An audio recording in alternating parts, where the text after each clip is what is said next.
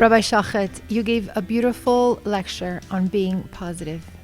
We're going back to Israel, where there's a lot of sadness, there's a lot of tension. What can you tell us to be and think positive in such difficult times?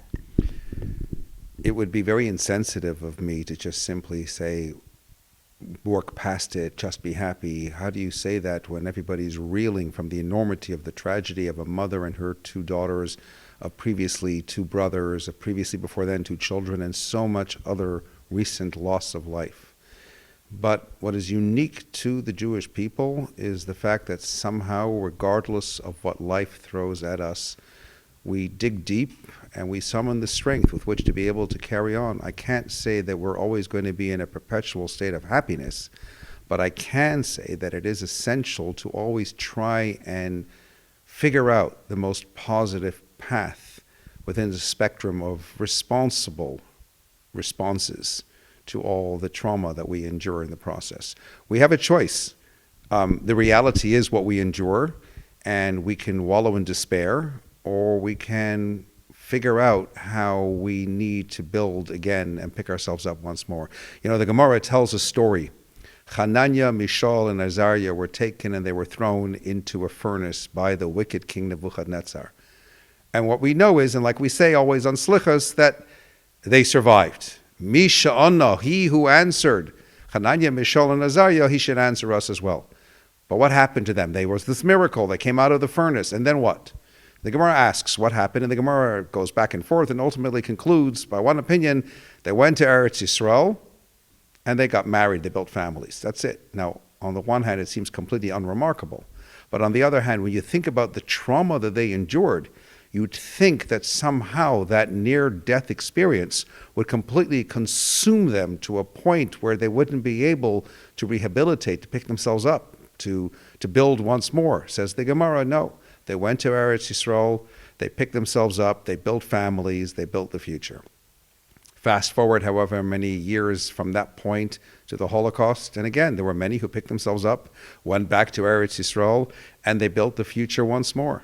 And it's devastating, absolutely devastating what we're currently enduring. It just seems every time we go through a period of tranquility, there's this incredible, tragic, and inexplicable loss of life.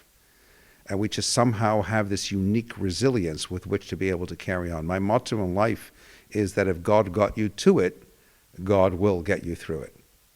Elie Wiesel actually once famously said from the Holocaust, you can either love God, he said, or you can hate God, but you can't ignore God. And that's, to my mind, one of the most profound philosophical statements. You can love God if you're a superhero, you're a tzaddik gomer, and notwithstanding whatever happened to you, you still love God. Amazing. If you're angry with God, if you're upset with God, if you feel like you still hate God, chas v'shalom, that's okay too. God gets it. After all, he put you through that in whichever sort of way. But the passion is there, and therefore that passion can ultimately be channeled back in the right sort of direction. You can't ignore God. You can't suddenly take God out of the equation on account of the fact of that which happened to me. And again, as long as God is in the equation, ultimately you know he's got your back, and that ultimately you know that now even in the present we can figure out how to rehabilitate, and obviously we always live in the faith of the future when we will be rejoined with our loved ones once more. There seems to be a path here of siblings passing away. Is this a sign of Am Yisrael that needs to be more connected and less division between the right and the left? I would say two things in response to this idea. The first is that I remember when I was leading Taglit, a birthright group, during the Second Lebanon War, and I was in a taxi. We were confined to the south in Eilat, and the taxi driver says to me, Nasrallah hu aseh mitzvah. I looked at him, Nasrallah, the head of Hezbollah, is doing a mitzvah. Why? He's uniting the Jewish people. And I thought to myself, that's what it takes. It takes for the enemy from the outside in order to cause us to realize that we have to band together to fight a common enemy. That's Achen Vei, as they say. I don't believe in signs. I think it's wrong to start suggesting why things happen the way that they happen. I would even go so far as to say when people suggest reasons for things to have happened that it's presumptuous arrogance. It's even a form of blasphemy. if we don't even know the day-to-day occurrences of our own lives and why things happen the way that they do, what right do we have to speculate about how things happen in a bigger and a grander scale? Having said that, nevertheless, it's important to always take away a lesson and realize that ultimately and fundamentally, when we are bi'achdut, when there is absolute unity amongst the Jewish people, then we are impenetrable. That always secures. I don't know why siblings.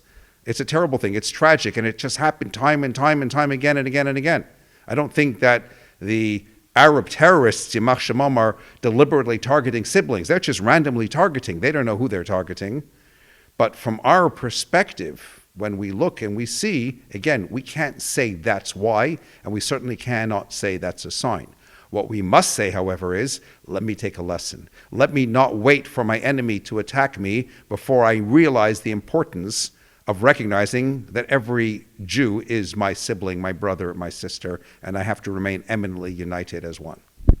Nice, thank you. Rabbi Shochet, your father was a great Rabbi Dr. Emanuel Shochet. What legacy he has left you? What can you give us from him? My father's legacy to me was twofold. Number one, he always told the story about when he was still a bacher, a single yeshiva boy, and he was walking once towards 770 Eastern Parkway, and he saw the Rebbe coming from the other direction, and the Rebbe was going up towards the opening, the front door. And then the Rebbe opened the door, and the Rebbe stood there, keeping the door open, waiting for him.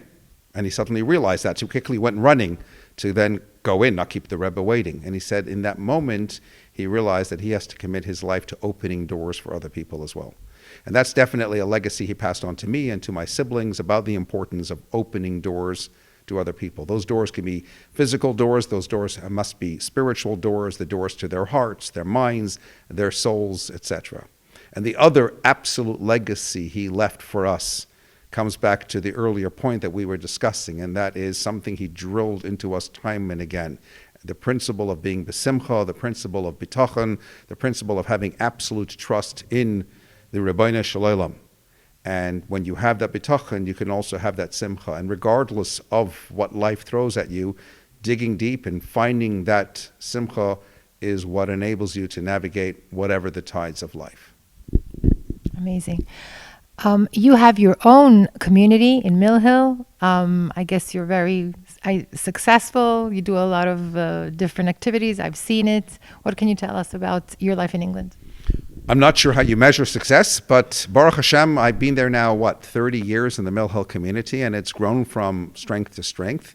Anglo Jewry is unique in the way that, on the one hand, it's more difficult in the first instance to sometimes penetrate, but when you do, they're committed for life. In fact, the perfect analogy I always have is I spent 2 years studying in Miami on shlichus there. And then afterwards, we were sent from Miami on shlichus to a year in London. And what we came to discover was that in Miami, or the mindset of American Jewry is maybe here today, gone tomorrow, and maybe back again the next day. That is to say, for example, we convinced a guy who had a swimwear shop on 41st Street in Miami to put up a mezuzah. That was just before Pesach, as it happens. I remember back in 1984. Came back after Pesach, the mezuzah was gone. Frank, what happened to the mezuzah? He said, I had never had an armed robbery in my life. While you were away over Passover, I was in my store and I had an armed robbery. And I attribute it to the mezuzah, Frank. Maybe it's because the mezuzah was there that you emerged from the armed robbery unscathed. But he didn't think that. So the mezuzah was up today, gone tomorrow.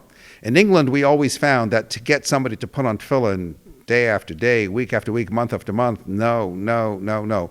When you finally crack that ice, and sometimes it's quite a thick ice, that's it. Once they put them on, they remain absolutely consistent and committed to it going forward. So you're a Canadian who has become completely English? God forbid. I am a Canadian who spent a lot of time in the United States, who currently lives in the United Kingdom, and I've said it and I'll say it again. The day I get used to living in England is the day I have to leave. I have an edge. I'm different to them. If I suddenly become one of them, I've lost my edge. Coronation is coming. There's going to be a king. Is there any difference for the Jewish people? Is there involvement for the rabbis What's the sitch? So the chief rabbi is actively involved in whichever sort of way because he is a head of a religious community, and the heads of religious communities do get actively involved in the coronation. It is particularly heartwarming in the way that now King Charles is very well disposed to the Jewish community. And it was a Friday when there was some immediate event after the first phase of when he took over and he succeeded his late mother. And he began something right at the outset. I can't remember the specific detail. And then he told the chief rabbi, you now need to go home, to be home in time for your Shabbat. Wow. And the chief rabbi refused. He thought, kavod hamalchus, I can't just suddenly walk away and abandon. So he said, fine. But then he wrapped up things and proceedings much quicker and arranged for transport to have the chief rabbi taken home with police escort to be home in time for Shabbos. When you are living in a day and age when the monarchy respects the Jewish faith in the United Kingdom or in Europe in general, that's already a sign of Mashiach's times. That's special. Do we have to say a bracha when we see a king? Obviously, that's a matter of halachic debate. Ultimately, the issue is about whether or not the king or queen has absolute power. I remember my father once telling me how he was standing in Luton Airport. He was traveling from London when he was visiting me to go talk somewhere in Europe. And he started to wander to a part of the airport which had been cordoned off, and he didn't know why. Where is everybody? Next thing you know, he suddenly sees there is the queen. She was opening up a new wing in the actual airport. How he managed to wander there and where was the security, I don't know. He said, I was literally able, if I wanted to reach out and touch her. And in that moment, he hesitated. Do I say a bracha? Do I not say a bracha? Because monarchy today is not necessarily with absolute power in the way it might have once been. But realizing later on reflection, yes, that was a moment to say a bracha, because nevertheless, they are, to all intent and purposes, head of state, head of the country. And yeah, the consensus would certainly be that if one actually saw King Charles, they should say a bracha. You're in the presence of real malchus, real royalty. I'm just going to end with a funny remark about the spare, because nobody in Israel knows about the spare, but in England, they're only talking about the spare. So I wanted something, just a little nekuda to end nicely. So somebody came out with a book, a follow-on from that, called Spare Us. Like, do us a favor. It's become a little bit absurd. It's, again, you want to talk about sibling rivalry. It's sad that you have the monarchy, that you have a family. Okay, in every family, everybody has, a schlemazel or a scandal, or every family has its dirty laundry. And here, all of a sudden, after all these years, where there's at least been a strong, united front to the outside, all that dirty laundry is getting washed in public. And it's a shame. It gives newspapers something to write about. It gives magazines things to write about. It gives newscasters things to make fun of. It's been a bit of a mockery. It does diminish a little bit the image of the monarchy in the eyes of wider society. But what is it? The monarchy always have a slogan: keep calm and carry on. And always no comment. And I love that, because at the end of the day, they don't comment. You won't hear, with all the things that have been said, you will not hear King Charles or his son, who will be his successor, William, saying any comment or offering any rebuttal or response to whatever is being said out there. And they keep calm and they carry on. So it's a big lesson for all of us. People like to talk, people like to yenta, people like to comment. You can react, you can respond, and then you're just feeding into the fury. Or no comment. Do what you want, say what you want. I will carry on doing what I need to do. I like that.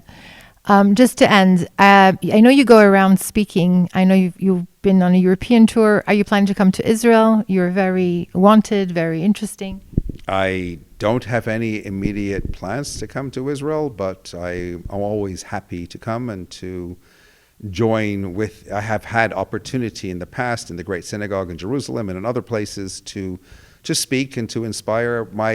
What I enjoy most, and what I enjoyed most here in Portofino, is doing what I can to inspire audiences. So We all have unique gifts. We all have our personal talents. You have a unique gift and a personal talent in the way that you've taken it forward most remarkably with your interviewing and your heart talk and Oretz Sheva, etc. God gave me the gift of the gab, and it's important never to allow for that to go to your own head, but continuously focus on making sure that they are dvarim hayotzim min halev. Speak from your own heart. Look what you can do to inspire other people with your words, and then take it from there.